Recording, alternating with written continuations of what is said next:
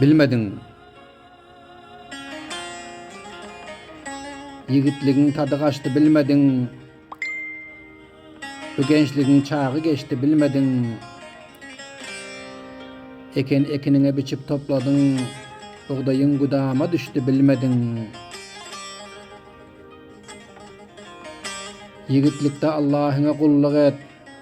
Muhammed Resul'ün yollarından git. Ahiretin kazan görde rahat yat. Yigitligiň çağı geçti bilmedin. Bul malı dünyaya çok köngül berip, zekatını bermeyen topladın durup. Orucunu tutman barlara barıp, ayyaşların tepten açtı bilmedin.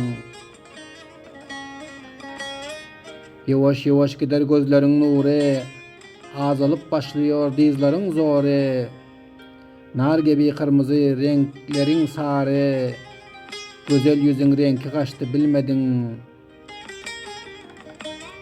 Hiç kes değer vermez senin sözüne, in yakinin yat gözüküyor gözüne. Sözün geçmez senin oğul kıyızına, fermanın havaya uçtu bilmedin. Ne tadı var ne taamı olaşın, ağzında bolmasa bir tane tiyişin. Bir ağaç asadır senin yoldaşın, gözel dövrün baştan geçti bilmedin. Varsa eğer sende kabil evladın, hiçbir zaman çıkmaz pıganın dadın.